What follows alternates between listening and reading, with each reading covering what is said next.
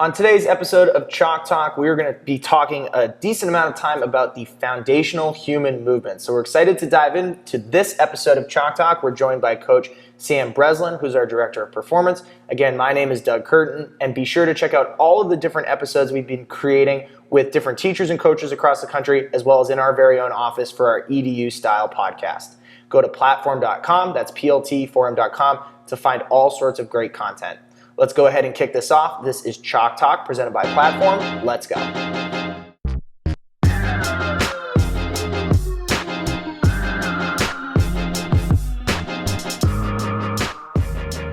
All right, as I mentioned today, we are going to be talking about foundational human movements. In our last episode, we're doing a series of a number of different kind of EDU style podcasts with you, Coach Bres.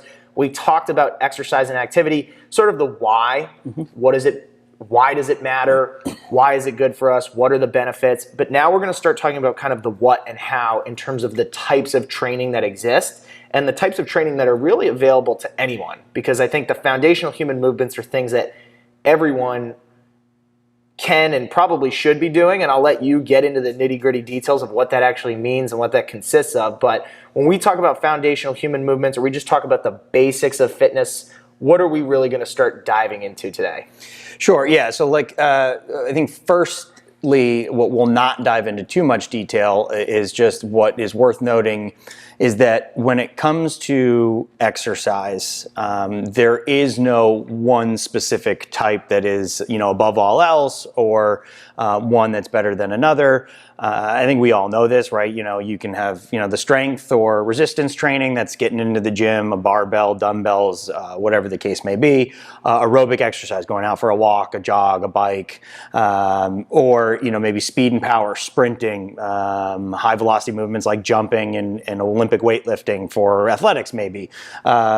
We've got stability stuff, balance, core, there's a lot of, classes that do a lot of that work, right? And somewhat hyper-focused. Mobility, yoga, stretching, rolling, all of those things fall under the umbrella of the what, right? So, and none of them are better than any others. And I think that means two things. That one, every one of them provides value. I think it also means that every one of them probably should be pursued to some degree by most people, right? Sure. Because they all confer a lot of different benefits. So it's important to note, we talked a lot about the mental and physical benefits of exercise in general, of activity in general last time.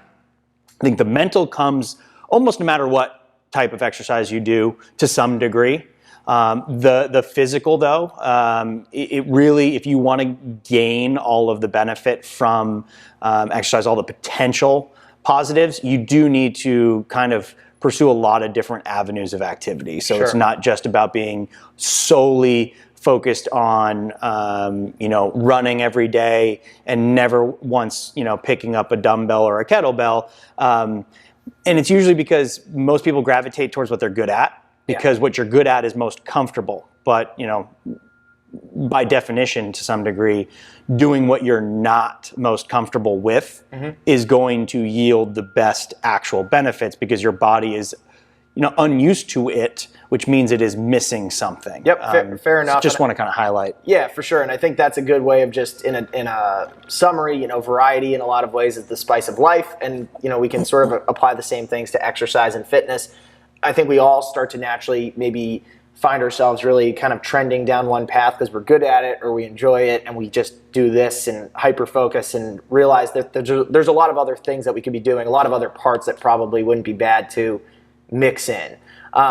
So from there, we tend to kind of talk about all of those different things of strength, aerobic, speed, stability, mobility. You just rattled off the list. Is that the base that we're really talking about, or is there something almost even below that when we talk about foundational human movements that exist that we kind of are promoting for just about anybody to be able to cover and handle?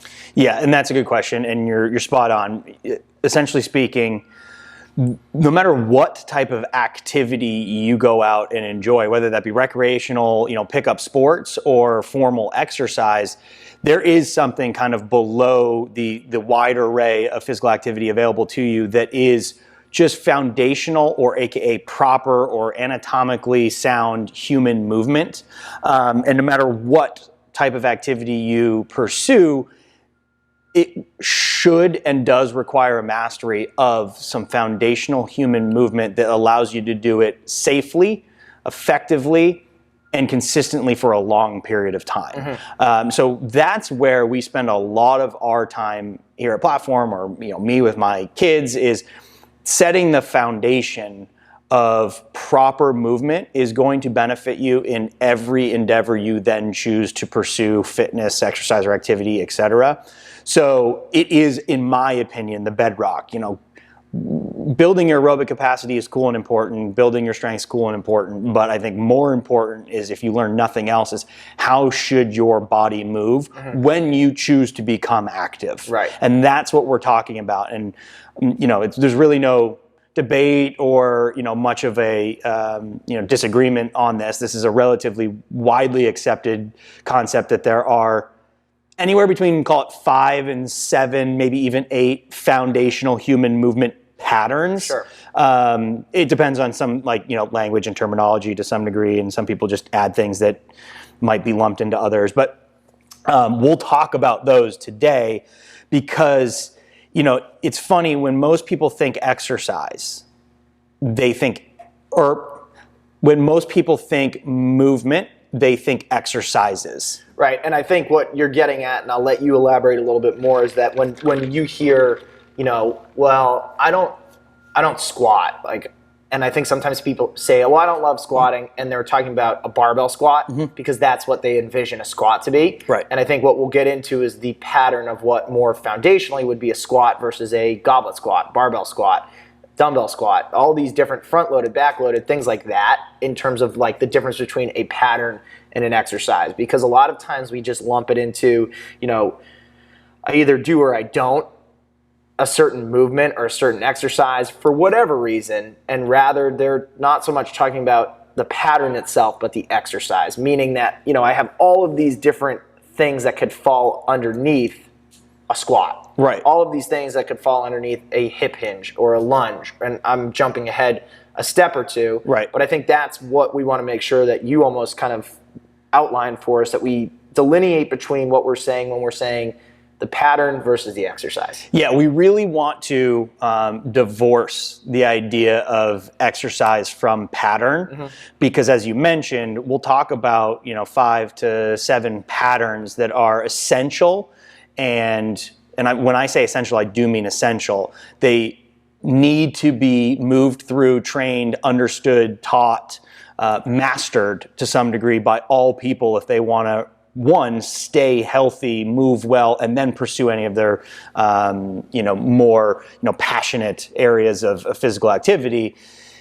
But we often think about a movement pattern by associating it with one exercise, right, like you said. And I think it's very important to understand that it is not about exercises. Exercises fall under movement patterns, but what we all need to understand is the movement pattern that is at the top or bottom, however you look at it, of all of the exercises that you pick. And this is good for, students learning fitness and coaches and teachers programming fitness. You don't select exercises, you select patterns. You don't train exercises, you train patterns. And that all came from, the fitness world has really been driven by the history of bodybuilding, because that's really where a lot of it started. Exercises in the weight room. Yep. And we need to kind of make sure that we, evolve beyond that and understand the bigger picture. Yeah, and I'm going to just really date, the way that we used to think, even 10 years ago when I first started getting into exercise, and I was going to the gym, and my dad was worried because I was going 2-3 days in a row, and he's like, well, you have to do arm days and leg days because you're doing arm exercises and leg exercises, and you don't want to compound too much of one or the other. And I was like, I don't know if that's how it is, but as a 15-year-old, I couldn't describe that that's not what it was. But I think that's because a lot of times, even in that example, we conflated everything with exercises. You're just doing exercises in certain regions that are going to hit certain body parts and or certain movements, and that's where we're going. So now we know that is not the case. It's not just arms or legs, or it's not just squats and you only can do one type of squat. So right, let's just be really clear and outline in our minds what those fundamental movement patterns are, and then we'll dive into them. But why don't we just kind of drop the list? I know that you said there was probably 5 or 6 that we all could probably agree on, and maybe a 7th or 8th that some people would include, some people wouldn't. So break those down for us just at the very front, that we get those kind of clear and out of the way on what they are. Yeah, let's just label them. I won't go into too much detail. The first and often top of the list is the squat. Yep. In this particular instance, we're talking bilateral, two-footed squat. Yep. Then there is the hip hinge, which is, a hip dominant, think deadlift visually, but it is, again, a pattern, not an exercise. The lunge, which is, in some ways encompasses a wide range of unilateral, aka single leg movements. This is closer to a squat on a single leg, but some people also include single leg hinges under this umbrella. They sometimes put it under hinge because of how classifications work. But think, a bilateral squat, a bilateral hinge, and then all unilateral work, which is the lunge per se. Then you've got pushing, which we're talking upper body pushing. Worth noting is some people like to also talk about pushing and pulling in the lower body. We're not going to talk about that necessarily, but that's a fine way to distinguish things as well. Mm-hmm. Upper body pushing can be broken down into further two more ways. So that's horizontal and vertical. And then the direct juxtaposition to that is pull. Again, we're talking upper body pull, and we're talking horizontal pull or vertical pulling. And then lastly, this one's kind of a broad range of things, but some people call it loaded carries. Some people call it locomotion. It's gait, right? So one foot, other foot moving forward. That can be walking, jogging, sprinting, carrying loaded objects. And that encompasses kind of that monostructural locomotive movement that a lot of people actually probably skip or don't really think of quite a bit. Yeah. But it is obviously huge. It's probably our most primal movement. Sure. And then what I would add, so that's the 6. Squat, hinge, lunge, push, pull, gait, run, walk, loaded carry, whatever you want to call it. I would probably add in to at least just the discussion so that we are aware of these items, because a lot of people do talk about them in places, is I think maybe if you want to talk about movement patterns that are specific to athletics or might want to be included in more specific detail, they could probably be wrapped into any one of those 6 somewhere by themselves. But jumping and rotation and anti-rotation are 2 that I don't love them being in like the run or loaded carry, but some people put it there. Some people put it in hinge because a lot of the counter movement stuff is hinge. Rotation and anti-rotation, again, that we're talking just spinal position and stability. Some people put that in the loaded carry, and gait and everything else is maintaining proper spinal alignment during movement.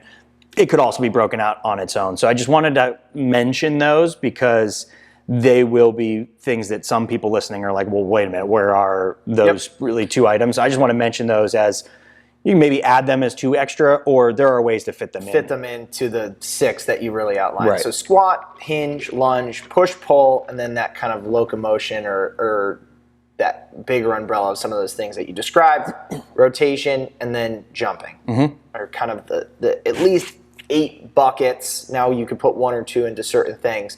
So those are the core movement patterns. Those are the patterns that we just talked about. We didn't really get into exercises. You gave an example or 2 just to sort of set the stage and everything else like that. Is this list that you just outlined something that, like you mentioned when we were talking about the different forms of exercise, the things that we should make sure just about everybody covers? We got to get everybody sort of to check the list of kind of mastering those movements at their most basic forms. And we can get into some of the basic forms probably later, even probably into more detail in future episodes. But at its high level, anybody needs to be able to kind of get through those, or can you throw a few out, throw a few in because you don't really care about X, Y, or Z? Yeah, this is probably, I'm going to say this and we could probably turn the camera off, because I think this is where is the message meant to be today, is you can pursue a lot of different types of activity, you can be interested in different types of fitness, but every single person should not only learn and become intimately familiar with each one of those human movement patterns patterns for the sake of preventing long-term injury. I'm talking as, athletes or adults, or, when you become an elderly member of the population, you want to save yourself some orthopedic care, like make sure that you master these movements. And you should not only become a master of understanding how they work, you need to train them regularly. One way or another, every single week that you are physically active should find a way to hit at least one significant component of each one of those elements every week. When I program for, say, athletics or even just general fitness, I'm looking at a minimum of 2 times per week with every movement pattern. Again, there's tons of exercise. There's no one exercise that is important for anybody. You can find good exercises for execution of a movement pattern.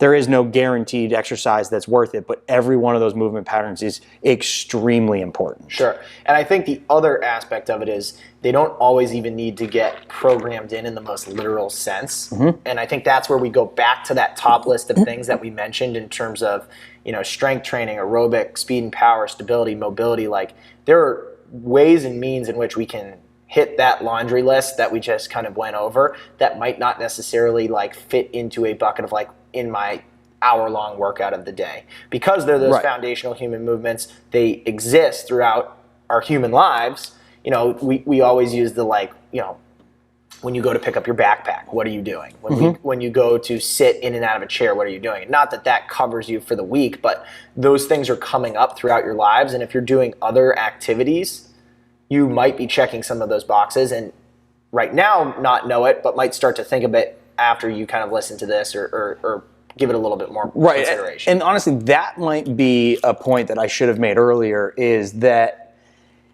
the reason they're considered foundational human movement patterns is because that's the way your body's built to move, and it will be moved that way throughout your life. Right. And so the reason I say that it is imperative and essential that you not only learn them, but train them regularly is, if you do something tens of thousands of hundreds of thousands of millions of times over the course of your life, walk, jog, hinge to pick something up, squat to sit down, if you haven't perfected and trained that movement pattern well, that is the definition of being more susceptible, to injury, right? And that's what we talk about within athletics and everything else a lot more. But this is just a bigger picture version of the exact same thing. And that's why movement patterns are so important. And regardless of who you are, you should not only learn it, you should master it, and you should load it and train it on a regular basis. But again, to your point, it doesn't have to be a barbell. And that's where I think a lot of us get tripped up. So we're not going to go lift heavy. I don't do deadlifts, so I don't hinge.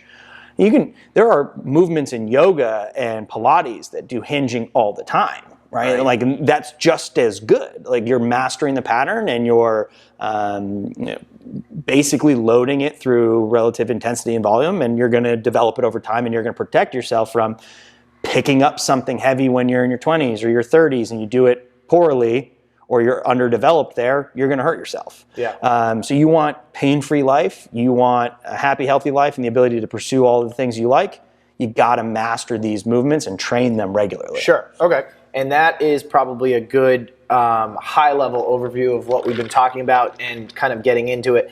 Where do we go next? What makes the most sense in terms of kind of nailing down exactly what we're talking about? Do you want to take specific examples? Do you want to just use one to start out and then we'll dive in more? How do you want to go from here? Because I think we've kind of given you the elevator pitch to it almost. Sure. Now let's maybe get into some of the details around it. Yeah, I mean, I personally think it's worth spending just a couple minutes, and you'll have to hold me to that, on each of the foundational movements. Talk a little bit about it. Make it a little bit more relevant to what you could do, what you can do, what you've seen, and why. Yeah. Okay. I think that works for me, and I will hold you to the shorter term. And I think maybe down the line and in the future, we could possibly even take some of them and actually really dive in and go, because I think that's a good way of looking at it. So I think, too, when we talk about this type of stuff, it's probably worth, if you don't mind, just, again, elaborating on probably its most basic forms each time, because at its most rudimentary, simplest level, what we can look at it and then dive in kind of to all of the different parts you want to cover. Sure. Okay. So let's go, and we'll start with the squat. I think we'll just take the list as you kind of presented it, and we'll go one by one by one. So let's hit the squat first, because I think we've already talked about it. A lot of times, a lot of buzzers are going to go off in certain people's heads that the squat has the barbell or whatever it may be. And now, so much so that people now have to term things the air squat and everything else like that. So let's just talk about the squat as a movement pattern. Yes. And then get into the exercises that fall under that umbrella, as you said. Yeah, it's funny because we've had to demystify in the last 10 years the importance and prevalence of the squat. The bilateral squat pattern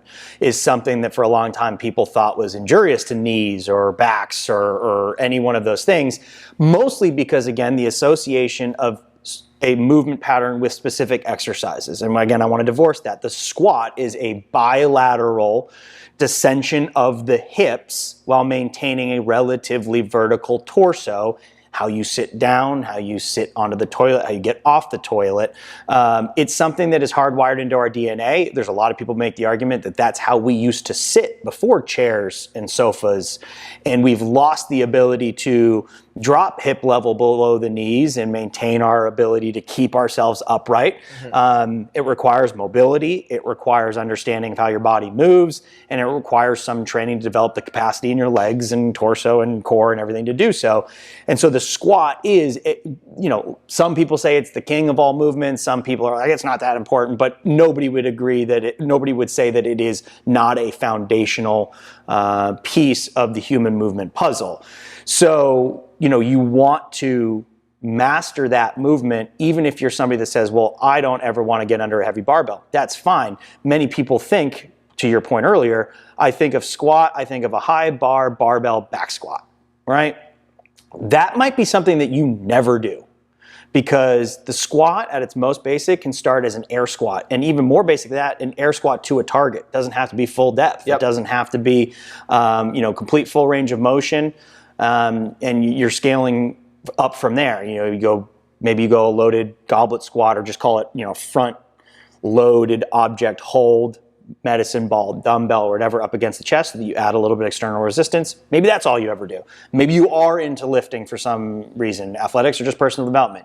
You can get into front squats and back squats and overhead squats. And there's a lot of tons of exercises you could put into that movement pattern. None of them are essential, I'd say, other than really the air squat, because it's almost hard to reduce it farther than that. Sure, and I think in the reduction itself, like you talked about earlier with yoga and everything else like that, there's other places in which you're going to find yourself outside of a gym in which you are in a two-legged stance, and you are, either hips descending below parallel, or your back, like you described, needs to be in a strong, neutral spine. Yep. Thank you for helping me out there. In terms of those types of movement patterns, it's not just like in the gym or anything else like that. So I think that's a good way of looking at it, is just basically what we're looking for is bilateral in the form of two legs. And we're looking for basically kind of some of those other points that you described and that were below parallel. Or what is it that would be kind of like the... and we'll talk about super fast. There are kind of points of performance to patterns. And I think this is worth mentioning because it pervades through all of the movement patterns that we're going to talk about. There aren't, call it, picturesque versions of a movement that every human being will need to match identically. Right? It's not, your feet have to be 7 inches apart or 15 inches apart. We're looking for kind of overall aspects to the movement pattern itself that are most important. Those are that my feet are in complete contact with the ground, right? I'm not rising up on my toes. I'm not pulling back onto my heels, or I'm not rotating or, in my ankles and coming up on the insides. What we're looking for is the knee to track the toe. No matter how wide your squat stance may be, little side note, for all of these movements, it's worth noting, everybody's skeleton has the same bones, but everybody's skeletons are built a little different, and bony structures, you can stretch all you want, but you might have a longer femur than somebody next to you, or vice versa, and you might require a wider stance, a narrower stance, but regardless of how wide that stance is, your feet are going to be firmly planted on the ground. Your knees should always track your toes, aka avoid that collapse in. Right? We've talked a lot about what the danger of valgus knee collapse is over time, especially on the athletic competition field. And you're going to want to maintain a call it a neutral spine, lumbar curve maintained. You just want to avoid that round hunchback, whether it be in the lower back, upper back, or really at any point in your spinal alignment. And then we add, hip crease descending below parallel, because, we want to say at the very end of all those things, if we've mastered all of those points of performance, then we want to try to increase our range of motion to the point where it is a complete, full depth squat. So there are keys to the movement pattern, but everybody's going to adhere to those patterns and look slightly different. Sure. Tall people are going to have wider stances, for the most part, or maybe not hit depth as easily because of ankle mobility or whatever the case may be. So, yes, feet, knees over toes, hip crease below parallel. I should have said that. That's fourth, and obviously a neutral spine or lumbar curve maintained. Perfect. Okay, so that's a really good coverage of the squat. Let's move on to the hinge. Let's go and keep chunking along on these different movements. The hinge is probably one that you described, like you said. I'll just jump ahead before we go back to the basics. Everyone's like, oh, the hinge, the deadlift. Or the hinge, like thinking this super complex movement. And I actually wrote a blog post one time about the hinge and trying to teach it to a bunch of high school students, because it is an extremely hard one to master at its most basic form, the most basic human movement. So go into the hinge for everybody, because I think this one to me always jumps out. It's, in my mind, the most difficult one to learn at its most basic roots for whatever reason, and maybe you have some insights as to why it's so hard, but talk to us about the hinge next. Yeah, the hinge is unique because it is one of the most important movements to learn, but it is the one that I'd say an overwhelming percentage of the population at all ages have lost the ability to do. Yeah, and I think avoid from time to time. Well, so my follow-up was the reason we've lost the ability to do that is we have we tend to avoid the hip hinge for a number of reasons. One, we conflate it with the idea of deadlifting and say like, well, I don't heavy deadlift, so I don't hip hinge. Or they realize it's hard to teach, and thus we avoid it because I don't know how to get people to do it correctly. And I think even then, more so, we again sometimes think of it as like hinge over and pick something up. And we also look at that as like a threat to our existence, because we might, I'm putting this in quotations, blow out our back or improperly do it or everything else like that. So instead of teaching the right way to do it, I think even just as a general society, we've avoided it altogether. So yeah, it's weird. It's a catch-22. Because people have hurt themselves bending over to lift something. Yep. The idea was we need to avoid that. Yep. When in reality, it's because we haven't learned how to do that and loaded it well enough that we can effectively and safely do that in any phase of our life. So we've just exacerbated the problem. Sure. So you used the word quickly, bend. Why don't let's take one quick step back. I rushed us ahead. Just talk about what the hinge in its most basic sense is, because I think this one, even to define, is a little bit tricky, but try your best. It's bending at the waist without squatting while maintaining a neutral spine, right? So I think the easiest way to highlight it is, when you see somebody bend over to pick something up, are they engaging their hamstrings by keeping a neutral spine and lifting through the entire posterior chain, or have they flexed pretty much the entire spine and then used the spine itself to go from curve to straight to lift something off the ground? Yep. One is capable of massive, massive strength, which is that's why people can deadlift a ton. The other, while not unsafe in and of itself, spinal flexion is okay. But if you load that up or do it a ton of times, you are opening the door for potential injury. Yep. And why is that important? Like, think about how many times you bend over in a day. Yeah. And weirdly enough, the lazy way, the way that requires less energy to do, is actually the incorrect one, right? Which you sometimes think would be the opposite. And so if you are, in a habit of lifting things, that's why the old adage of lift with your legs, not your back. Yeah.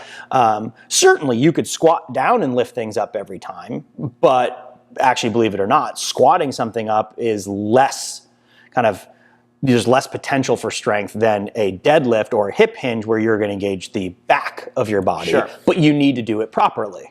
So if you think about how many times you bend over in a day, there's a reason that you want to train that movement pattern and master it. You avoid the things like low back injuries, chronic flare-ups, pain, and then the eventual avoidance of those movements that then leads to bigger problems. Right, so developing those things, getting them really hammered down can, instead of us trying to avoid it, build us up so that when we do go to, be in those positions on a consistent basis, because we do bend over, we do hinge throughout our day a ton, can keep us safe, so talk us through then sort of what it looks like in terms of actually building that up. Yeah, and if you will, one thing I wanted to mention exactly along those lines is another symptom of avoiding the hip hinge has been that most people are really, really deficient in their posterior chain. The hip hinge chain, just think the back of your legs into your lower back.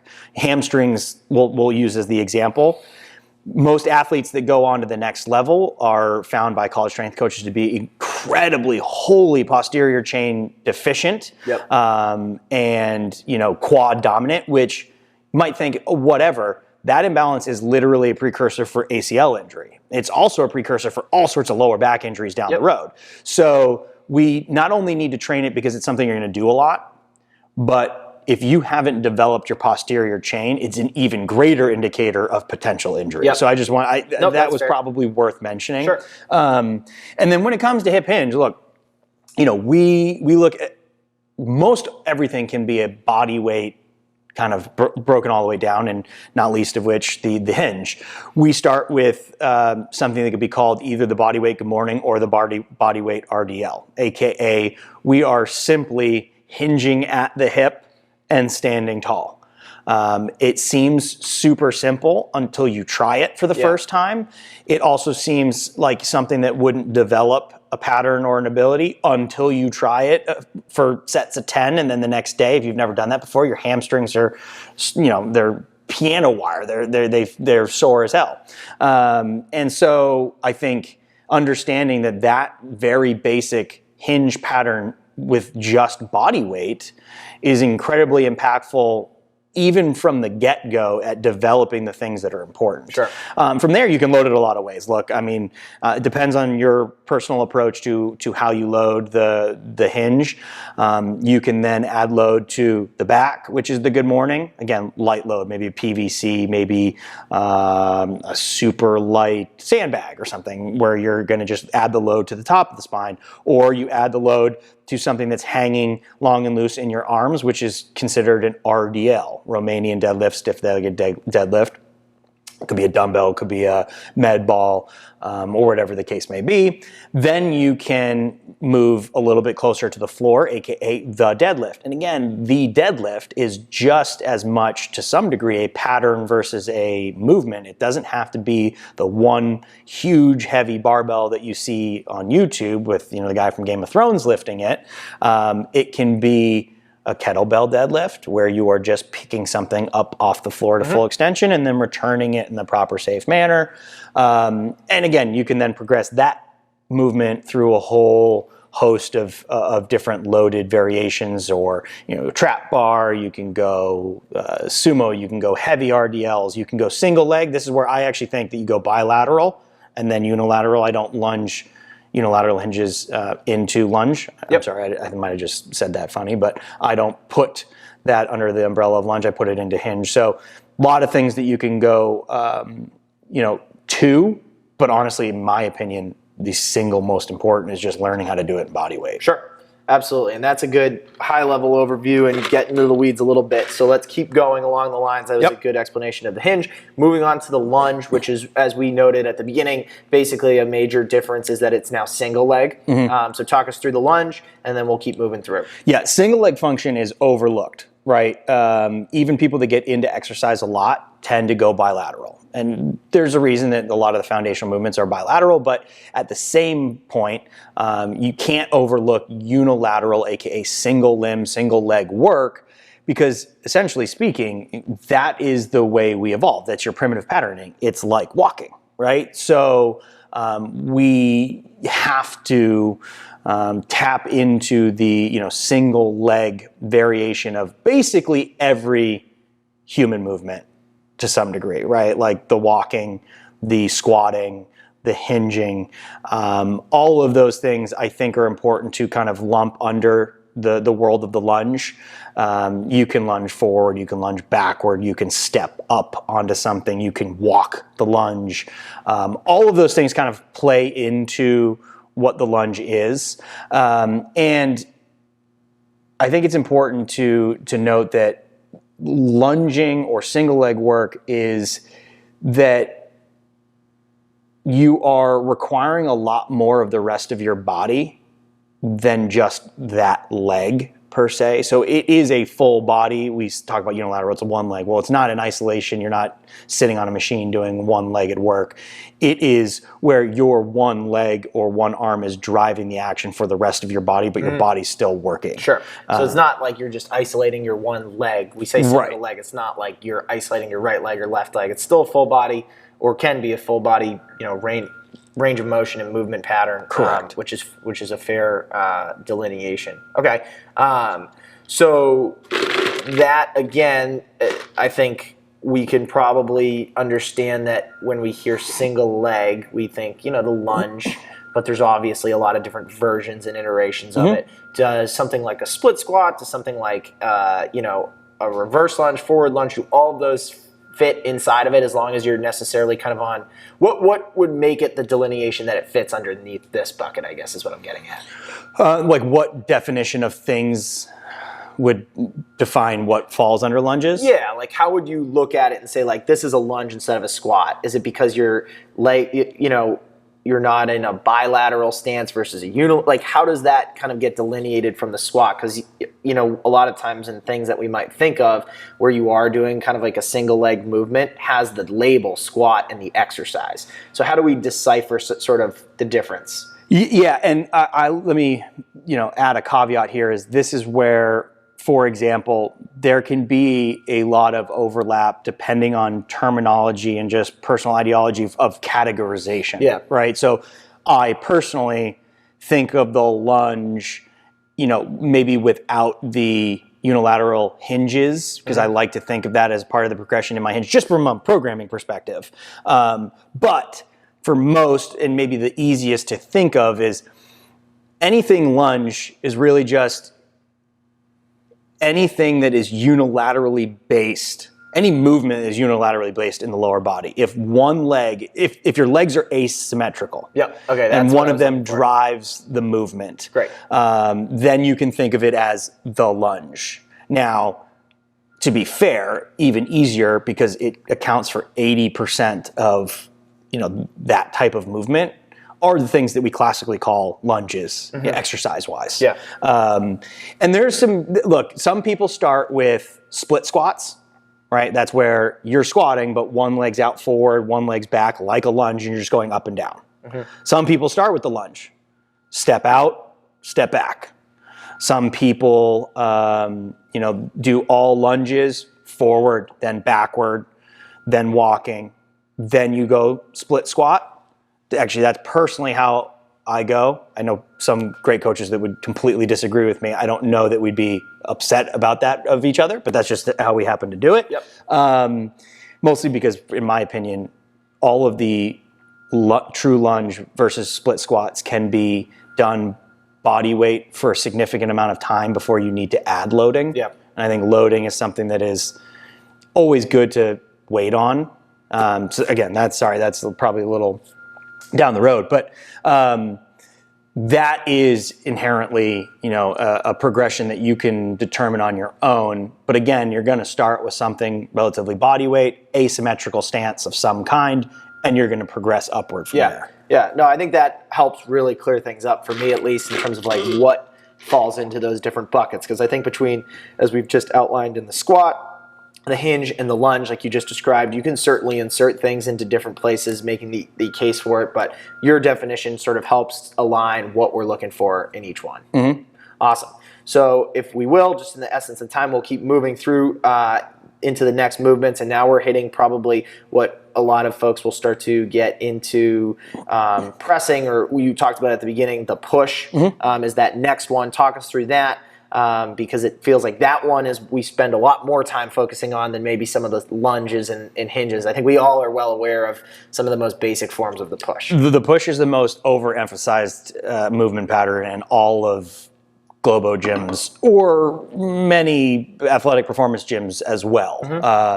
The bench press is just so widely loved by so many people for some reason, because it's, I think, a little bit more easily executed and doesn't feel as uncomfortable to do, or maybe as hard to do. But long story short, we can all see it, people just jumping in and bench pressing for the first time. But the push is a movement pattern that is vital and essential all on its own, and also starts, in a closed chain kinetic environment that's body weight on the floor, aka the push-up. And it's amazing to me still to this day how many people execute things like the bench press with either themselves or their athletes before those people have mastered the art of the push-up. Yeah, and I know you just said from the floor, but even more so, even in the programs you've designed and everything else like that, for most folks, it doesn't even start from the floor. It starts from an elevated surface and working into that movement. So just define for us what exactly we're talking about, past just what the push-up is, because I think sometimes we talk about, push-up, but we also say pressing, push, press, kind of, they all get like spun up. What are we looking for within this movement pattern itself? What is it that we're actually like aiming for? Yeah. Push and press, it just honestly depends on what I happen to think of in the moment. They're interchangeable. Yeah. But from a pattern perspective, what we're looking for is a not internally rotated shoulder, looking for an externally rotated shoulder so that the elbows track back. Right, so that when we do something like a push-up, that elbow flare is like the king of all issues. Yeah. So we're talking good externally rotated shoulder, press to full extension, and then perhaps more importantly, or most importantly, is the stabilization and control of the rest of your body. Again, these are all things that are not isolated movements. It's less about just that proper push and movement of the scap. It's, are you maintaining proper spinal alignment? Are you keeping, the lower body engaged? Are you high on your toes? And all the things that we talk about, which is why we scale things like the push-up up to elevation, because it's really hard. And you just said and gave a few examples of horizontal pushing. Is it fair to say some of those points of performance and things we're looking for exist within vertical as well? Yeah, vertical, and it's very important. Vertical and horizontal pushing might be lumped into pushing, but you need to do both kinds, right? So for proper shoulder health, frankly, and function.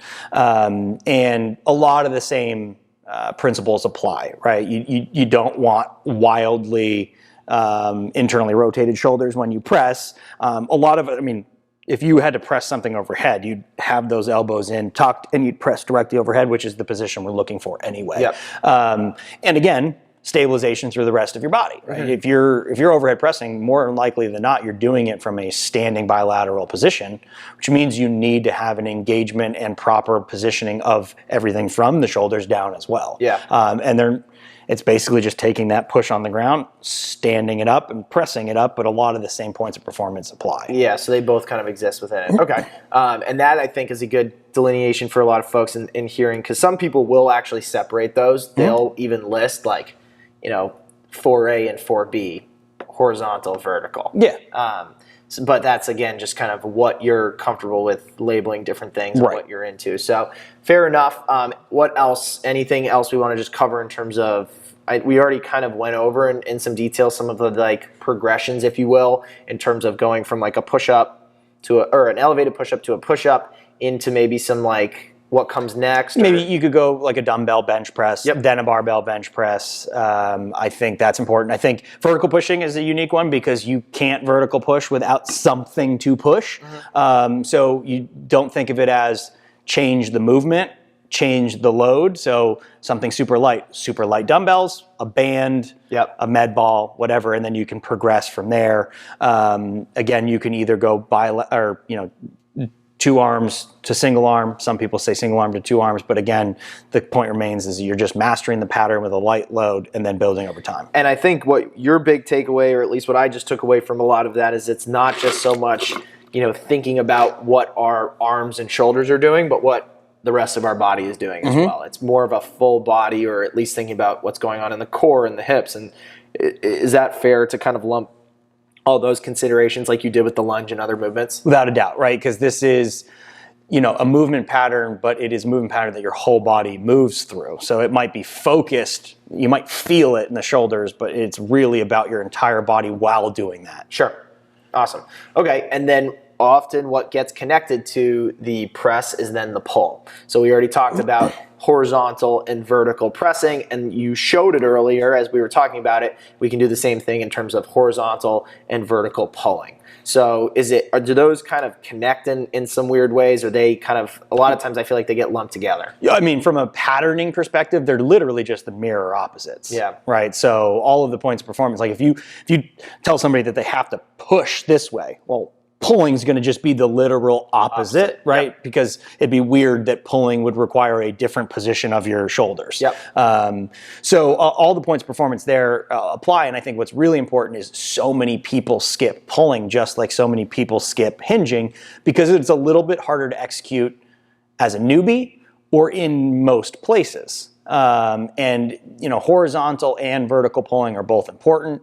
But, if you say, oh, well, if we have to start at body weight, then pull-ups or TRX rows are hard, you need to understand that there are scaling options, just like for the push-up, so that you can master the movement pattern under very light intensity, low load, and build up from there.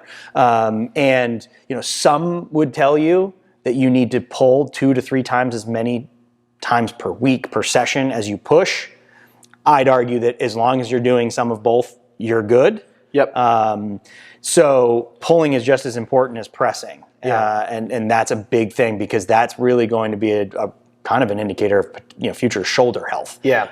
And I think a lot of times, like you said, it's easier to get by and find like a push-up, or it's easier to get by and say, oh, there's a bunch of bench presses or things that we can do and finding a place to do different types of pulling can be a lot more difficult, but you mentioned just some of the things already, back, shoulders, just in terms of all the parts of our body. That is this much like the press in that it requires more than just the muscles that we sometimes think about doing it to stabilize and everything like that? Yeah, I mean, because you have to maintain a stable core to do any proper body weight pulling. Yep. You also have to do it just to do horizontal, maybe a dumbbell row. Like you have to get yourself into a proper position and hold it while you isolate the movement through the shoulder. Yeah. So again, it's a full body pattern, but the focus in terms of execution might be on the specifics around like the shoulder for the actual pull itself. Gotcha. And then anything else in terms of the pull that's worth noting that's different from some of these other movements that we've already done a good job really kind of layering in how they all are somewhat connected in the main focuses, but anything else in terms of pulling that we're missing on? Or No, I don't think so. I think that's one where it's not even worth kind of trying to dive into the progressions in a literal sense because there's just so much to answer there. Yep. And I think that could be an episode by itself, Sure. frankly. But know that you can and should start at something easy, but with the proper pattern and build up. Gotcha.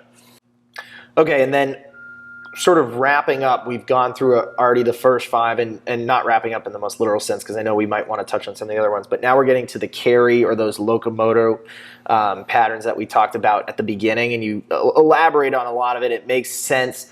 It's intuitive, this one, and I think sometimes gets avoided in terms of teaching probably because we just think people are doing it and just naturally have figured it out. But talk us through, we've already defined it in a more literal sense, but what falls underneath this umbrella of kind of the final fundamental movement pattern. Yeah, you're right. Moving your body through space with stability and control has become somewhat of a lost art. And to be fair, even sometimes we fall into that where we prescribe things like walking, running, and carrying. Maybe don't teach it the same way we teach Some of the other press, things. Yep. pull, and that's something worth always considering, even on our own end. But the carry, the walk, the run, gait, this really can be anything. It could be things like farmer's carries, right? That's one of the most widely used and loved exercises, even on Strength Coach Twitter, which is usually a contentious place. But it also includes things like walking, running, sprinting, agility. And that's without any equipment, right? You Yeah. can just quite literally walk, run, sprint. Well, yeah, like everything else, there is a bottom kind of irreducible bedrock movement pattern that you don't need load for. You can load up, and almost every movement can be scaled. Like even running, you can put on a weight vest, right? I mean, the military does it every day. And that might be very relevant to your lifestyle. Like you might need that. Others might just need to learn how to walk for 20 minutes. Yep. And just from a muscular or coordination standpoint, and again, that's all about kind of the spectrum. Loaded carries not only trains your gait, but trains it under heavy load, which requires not just the legs to move properly and fluidly, but maintain a great, call it pelvis up positioning, which again is kind of what we've talked about a lot of, and is super important for things like we kind of highlighted at the beginning. It's like core stability, rotation. Like you don't want your body swinging like crazy, right? That's not how you're designed to walk. So if you can carry something with load and minimize that rotation, anti-rotation, you've developed another important skill that's kind of under the umbrella of a carry. Yep. And I think this one, in the most literal sense, is a good, you got to learn to walk before you run. There are, again, some progressions that a lot of people can follow. And like you mentioned, sometimes we've gone over some more than others. But like this to me is one, like you said, we sometimes maybe just assume people know how to do. Yeah. So what would you, in a sense of like, all right, this is some of the best ways we can introduce things and then start to build from it? Well, yeah, this is tough. I mean, one, I think you should never underestimate the power of learning and teaching proper gait or walk-run patterning, right? And some of that gets a little bit in the weeds. PTs would argue in very significant detail how we're supposed to move and everything else. But I think most of us can, define and eye relatively efficient and safe walking, running patterns. We're all pretty aware that heel striking when you run isn't the best option, right? We know where your foot is supposed to make contact with the ground. Same thing with running. You don't want a fully locked leg that lands, with the heel first. You don't want to be hunched over. You want to have a nice neutral spine. You don't want to be hinged the whole time or extended the other direction. I think all of those things we can generally define and see and understand that maybe you see people walk, jog first before you then progress them into things like heavy carries or everything else, because I think it's more just about making sure you don't skip steps. Yeah. Unfortunately, to some degree, I will say this, the audience that we're talking to are generally adopting a demographic that has cemented to some degree their personal gait already, and you might not have a lot of control over it. You learn that when you're younger, and sometimes it is what it is.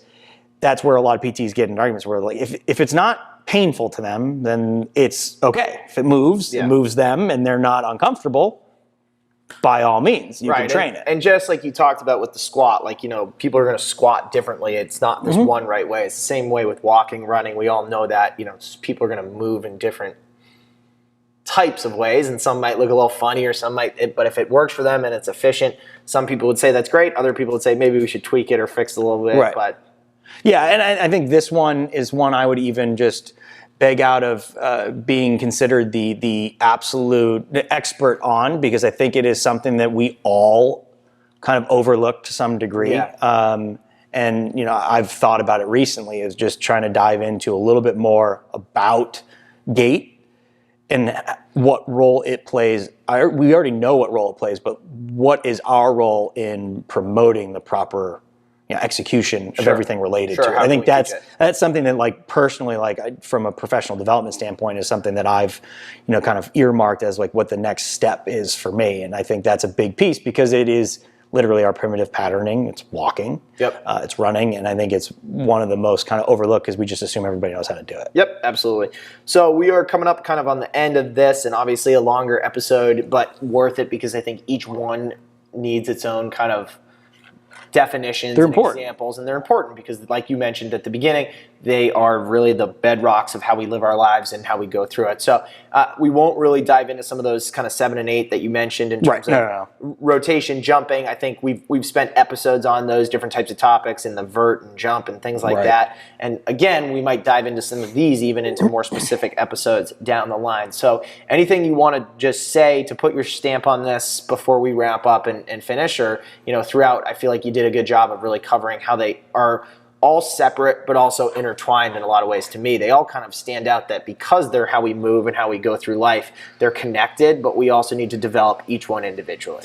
Yeah, if you have care about your body and how it will hold up over time, it just is super important. It behooves you to learn properly those 6 buckets of movement pattern, know them so that you can identify them, and then regularly add them into your training, exercise, recreation, so that you know that you have developed a proper kind of foundation of all of those patterns for the rest of your life, because it will serve you well. Awesome. Great place to stop. Appreciate another good episode.